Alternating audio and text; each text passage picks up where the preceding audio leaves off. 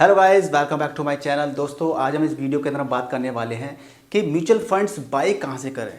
कई सारे लोगों के मन में दुविधा है कि म्यूचुअल फंड हम बैंक से बाई करें, एएमसी से बाई करें या फिर ऐप से बाई करें। और इसके साथ में लोगों के कई सारे डाउट ये हैं कि अगर ये ऐप्स भाग गई तो क्या होगा, एएमसी बंद हो गई तो क्या होगा। इन सारे समस्याओं के, सारे क्वेश्चंस के आपके आंसर आपको इसी वीडियो के अंदर मिलेंगे, इसलिए आपको ये वीडियो पूरा आखिर तक देखना चाहिए। दोस्तों, वीडियो को स्टार्ट करूं आपसे उससे छोटी सी रिक्वेस्ट है कि इस वीडियो को लाइक कर दीजिए, शेयर कर दीजिए। आपके मन में शंका है, कोई क्वेश्चन पूछना चाहते हैं तो कमेंट करके पूछ सकते हैं, और वीडियो अच्छा लगे तो उसके लिए कमेंट कर सकते हैं और शेयर भी कर दीजिए। चैनल को सब्सक्राइब करना बिल्कुल मत भूलिएगा, क्योंकि आपके पास नोटिफिकेशन कैसे पहुंचेंगे। चैनल को जब आप सब्सक्राइब करेंगे उसी के बाद तो आपके नोटिफिकेशन पहुंचेंगे और उसी से आपको जो इन्वेस्टमेंट करने की जर्नी की जो प्रेरणा है वो आपको मिलती रहेगी।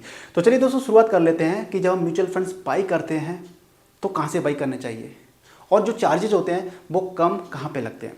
तो देखिए, होता क्या है कि आपकी ये एएमसी है, ये क्या है आपकी एएमसी। एएमसी मतलब क्या होता है कि असेट मैनेजमेंट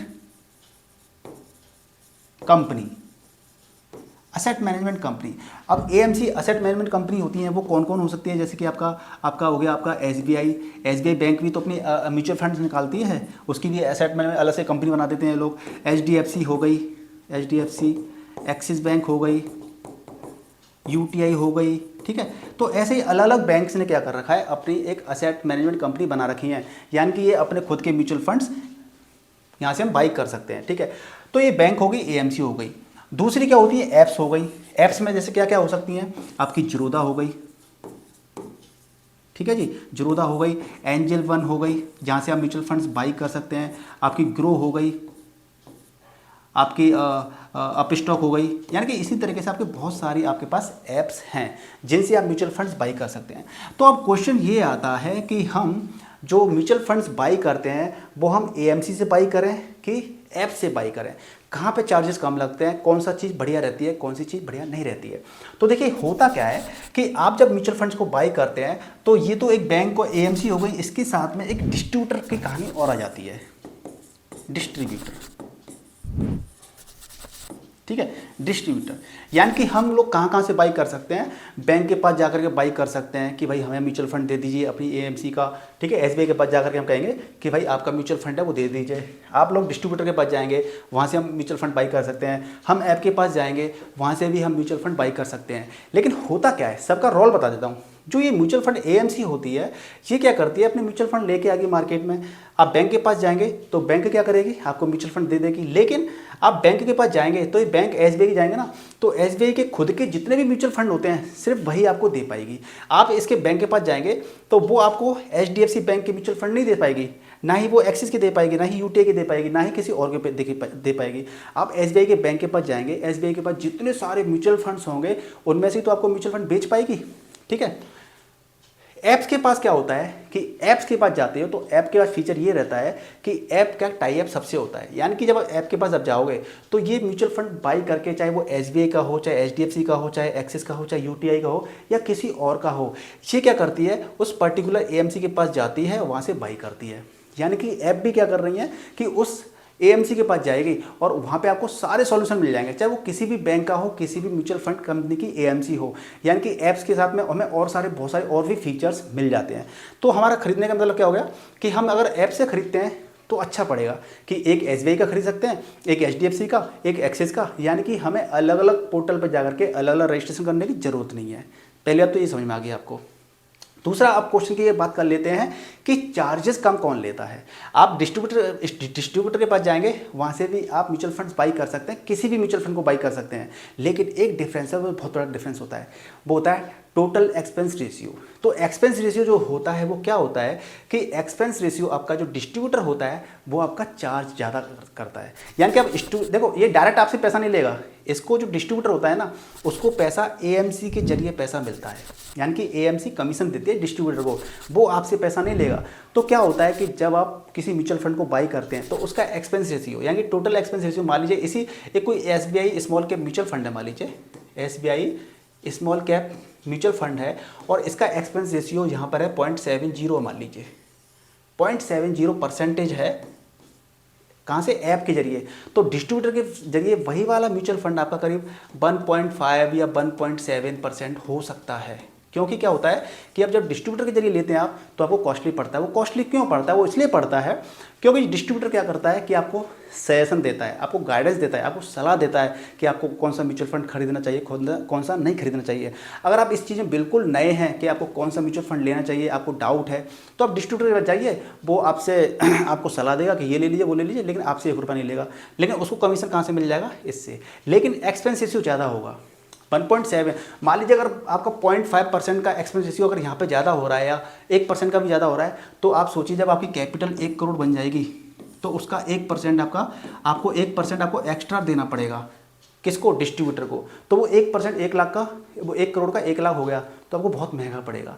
तो इस तरीके से अगर आपको नॉलेज है कि कौन सी म्यूचुअल फंड इन्वेस्टमेंट करना चाहिए, कहाँ कहाँ करना चाहिए, तो आप ऐप के जरिए लेंगे तो आपको बहुत सस्ता पड़ता है। यानी कि एक्सपेंस रेशियो आपका लगभग इतना। बाकी हम चेक कर लेते हैं। तो उसमें क्या होता है, वो डायरेक्ट प्लान होते हैं और रेगुलर होते हैं। जब आप डायरेक्ट प्लान खरीदते हैं ना, तो वो आप ऐप के जरिए खरीद सकते हैं, और रेगुलर जो प्लान होते हैं वो आपका डिस्ट्रीब्यूटर के थ्रू रहते हैं। तो डिस्ट्रीब्यूटर के थ्रू थोड़ा सा महंगे पड़ते हैं आपको। ये चीज़ हो गई। अब एक दूसरा क्वेश्चन रहता है कि ये एएमसी बंद हो गई तो क्या होगा? मान लीजिए कोई म्यूचुअल फंड आया, एसबीआई का कोई म्यूचुअल फंड आया, एसबीआई ने लॉन्च किया म्यूचुअल फंड, और वो 1 साल बाद या 10 साल बाद वो फेल हो गया, मतलब उसकी परफॉर्मेंस अच्छी नहीं चल रही है, या वो बंद करना चाह रहे हैं, कि इस म्यूचुअल फंड को बंद करना चाह रहे हैं। तो जो एग्जिस्टिंग लोगों ने म्यूचुअल फंड में पैसा लगा रखा है उसका क्या होगा? तो देखिए, जो भी म्यूचुअल फंड बंद होता है ना, इसकी निगरानी करने के लिए कौन है? सेबी है, गवर्नमेंट संस्था है जो शेयर मार्केट पर, म्यूचुअल फंड कंपनीज में निगरानी रखती है कि कोई गड़बड़ ना हो। तो कोई भी जब म्यूचुअल फंड कंपनी बंद होती है या कोई म्यूचुअल फंड बंद होता है, तो उसकी जो रेस्पॉन्सिबिलिटीज होती हैं वो किसी दूसरे कंपनी को या दूसरे एएमसी को दी जाती है कि भाई ये पोर्टफोलियो, ये सारे पैसा है, इसको आप संभालो, ये बंद हो रही है, आप संभालो इस चीज़ को। तो आपका पैसा डूबने के चांसेस ना के बराबर होते हैं। पहली बात तो ये है। दूसरा, अगर ये ऐप बंद हो गई तो क्या होगा? अगर ऐप ही बंद हो गई तो आपका पैसा डूब जाएगा क्या? नहीं डूबेगा। क्यों नहीं डूबेगा? मैं आपको बताता हूँ। इसके पीछे रीज़न क्या है कि जब आप ऐप से जब बाई करते हैं या चाहे डिस्ट्रीब्यूटर से बाई करते हैं, आप लोगों को एक फोलियो नंबर दिया जाता है। आप लोगों को क्या दिया जाता है? Folio number. जब आप ट्रेन से टिकट ट्रैवल करते हैं तो आप टिकट कहीं से भी खरीद सकते हैं। विंडो से खरीद सकते हैं, जो रेलवे स्टेशन के पास विंडो होती है, ऑनलाइन खरीद सकते हैं, आईआरसीटीसी की वेबसाइट से खरीद सकते हैं, या किसी भी डिस्ट्रीब्यूटर से खरीद सकते हैं रेलवे की टिकट। लेकिन वो मान्य होती है कि आपको यात्रा करनी है तो कोई आपको रोकेगा नहीं। इसी तरीके से जब आप डिस्ट्रीब्यूटर से खरीदते हैं या फिर डायरेक्ट आप बैंक में जाकर खरीदते हैं, या फिर आपको क्या करते हैं कि आप ऐप्स के जरिए खरीदते हैं, तो आपको एक फोलियो नंबर दिया जाता है उस म्यूचुअल फंड का। तो मान लीजिए अगर ये ऐप बंद हो गई किसी दिन, इनमें से कोई भी ऐप बंद हो गई, जो भी आपने इन्वेस्टमेंट किया है, तो ये बंद हो गई तो क्या होगा? आपके पास एएमसी तो है ना, एएमसी तो अभी भाग नहीं रही है ना। तो एएमसी किसकी होगी? एसबीआई की हो सकती है, किसी की भी जितनी आपने म्यूचुअल फंड बाई किए हैं। तो मान लीजिए आपने एसबीआई का म्यूचुअल फंड बाई किया था, तो आप क्या करेंगे? फोलियो नंबर को लेकर के जाएंगे एसबीआई की ऑफिस में और उनसे बोलेंगे भाई वो ऐप बंद हो गई है और हमें इसका ऐसे ऐसे प्रॉपर बताइए, सॉल्यूशन बताइए क्या करना है आप। तो वहाँ से आपका सारी चीज़ें सॉल्व हो जाएंगी, कोई दिक्कत नहीं है। तो अगर ऐप बंद भी होगी तो आपका पैसा सेफ है, सुरक्षित है, कहीं नहीं जा रहा है, वो वहीं है जहाँ पे होना चाहिए। जस्ट ये तो क्या है? एक ब्रिज है। आप मान लीजिए सॉरी, आप मान लीजिए यहाँ पे हो, तो ये आपका एक ब्रिज है। ये क्या है? ब्रिज है आपका। अगर डिस्ट्रीब्यूटर भी है तो डिस्ट्रीब्यूटर भी क्या है आपका?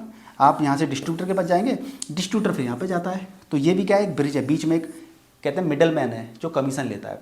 तो आप कभी भी अगर आप पैसा एक्सपेंस रेशियो बचाना चाहते हैं अपना, और आपको ज्ञान है कि कहाँ पे पैसे का इन्वेस्टमेंट करना है, तो आप डायरेक्ट प्लान में इन्वेस्टमेंट कीजिए ऐप के जरिए, तो आपको एक्सपेंस रेशियो सस्ता पड़ता है। कभी भी आप बाई करते हैं किसी म्यूचुअल फंड को, तो आप देख लीजिए कि एसबीआई का म्यूचुअल फंड रेगुलर है या फिर डायरेक्ट है। आपको डायरेक्ट बाई करना है। रेगुलर का एक्सपेंस रेशियो ज़्यादा होता है और डायरेक्ट प्लान का एक्सपेंस रेशियो कम होता है। हालांकि इस पर मैंने वीडियो बना दिया है, एक स्पेशल अलग से वीडियो, आप उसको भी देख सकते हैं कि डायरेक्ट वर्सेस रेगुलर प्लान जो होते हैं उनका डिफरेंस क्या होता है। पूरा वीडियो बना रखा है मैंने उसके अंदर।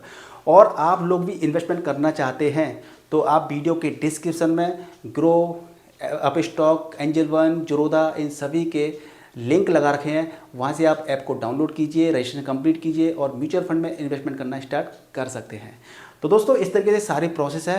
तो दोस्तों बहुत सारे लोग कमेंट करके पूछेंगे मेरे से कि बेस्ट ऐप्स कौन सी है। बेस्ट ऐप देखिए, ये वीडियो ना ही प्रोमोशनल वीडियो है, ना ही मैंने इस चीज़ के लिए पैसा लिया है कहीं से भी, 1 रुपया भी, कि मैं प्रमोट कर रहा हूँ। मैंने देखिए ज़ीरोधा भी यूज़ की है, मैंने एंजल वन भी यूज़ की है, मैंने ग्रो भी यूज़ की है और कर रहा हूँ यूज़, ठीक है। लेकिन अगर रजिस्ट्रेशन के मामले में बात की जाए तो एंजल वन और IND मनी बहुत ही ज़्यादा सिंपल लगे मेरे को। तो आप वैसे तो कोई भी दिक्कत नहीं है, आप कहीं पर भी रजिस्ट्रेशन कर लीजिए, सारी प्रोसेस ईजी है।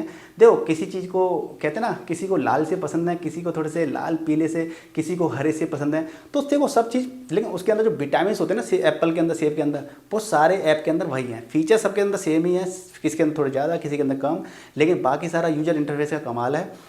लेकिन हमारा उद्देश्य क्या होना चाहिए? इन्वेस्टमेंट करना स्टार्ट करना चाहिए, क्योंकि वही आपकी कैपिटल, वही कैपिटल बनेगी। आप कहें कि ये ऐप ऐसी है, वो ऐसी है, इससे हमें क्या करना?